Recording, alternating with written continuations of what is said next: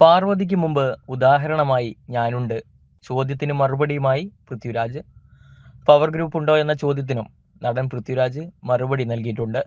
Hema committee റിപ്പോർട്ടിൽ പ്രതികരിച്ച് സംവിധായകനും നടനുമായ പൃഥ്വിരാജ്, ഹേമ കമ്മിറ്റിയോട് സംസാരിച്ച ആൾക്കാരിൽ ആദ്യമുള്ള ഒരാളാണ് ഞാൻ. തുടർ നടപടികളിൽ എനിക്കും ആകാംക്ഷയുണ്ട്.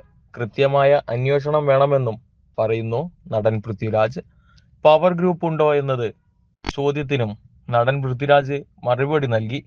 പവർ അതോറിറ്റിയുടെ ഇടപെടൽ എനിക്കെതിരെ ഉണ്ടായിട്ടില്ല എന്ന് ഞാൻ പറഞ്ഞാൽ അങ്ങനെ ഒരു പവർ ഗ്രൂപ്പ് ഇല്ല എന്ന് എനിക്ക് അവകാശപ്പെടാൻ കഴിയില്ല. ഞാൻ അവരെ ഫേസ് ചെയ്തിട്ടില്ല.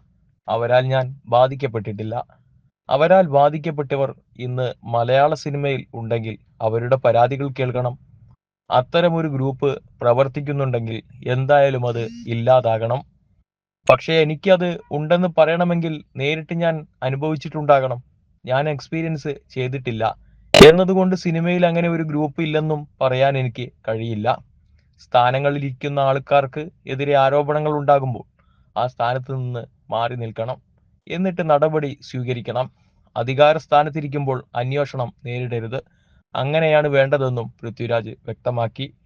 സിനിമയിൽ വിലക്കുണ്ടോ എന്ന ചോദ്യത്തിനും നടൻ പൃഥ്വിരാജ് മറുപടി നൽകി. പാർവതി തിരുവോത്ത് വിലക്ക് നേരിട്ടുവെന്ന് പറഞ്ഞതും മുമ്പ് പൃഥ്വിരാജ് അങ്ങനെ സൂചിപ്പിച്ചിരുന്നുവല്ലോ എന്ന ചോദ്യത്തിനായിരുന്നു മറുപടി. പാർവതിക്ക് മുമ്പ് നിങ്ങൾക്ക് മുന്നിൽ താൻ ഉണ്ട് എന്നാണ് ശരിയാണ്. ഒരിക്കലൊരു നിലപാടെടുത്തതിന്റെ പേരിൽ നിരോധനം എന്ന് അങ്ങനെ വിളിക്കുന്നത് തെറ്റാണ് എന്നും നടൻ പൃഥ്വിരാജ് വ്യക്തമാക്കി. ബഹിഷ്കരണം ഓരോരുത്തരുടെയും വ്യക്തിപരമായ തീരുമാനമാണ്. പക്ഷേ ബഹിഷ്കരണം എന്ന് പറയുന്നത് അധികാര സ്ഥാനത്തിരിക്കുന്ന ആൾക്കാരിൽ നിന്ന് വരുമ്പോൾ അത് നിരോധനമായിട്ടാണ്.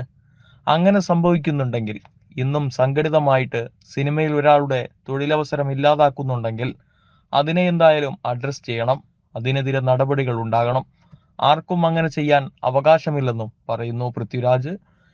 ഇതിനെയാണ് നിങ്ങൾ പവർ ഗ്രൂപ്പ് ഉണ്ടെന്ന് പറയുന്നുണ്ടെങ്കിൽ അത് ഉണ്ടാകാൻ പാടില്ല. ഒരിക്കലും വിലക്ക് പാടില്ലെന്ന് വ്യക്തമാക്കുകയായിരുന്നു പൃഥ്വിരാജ്.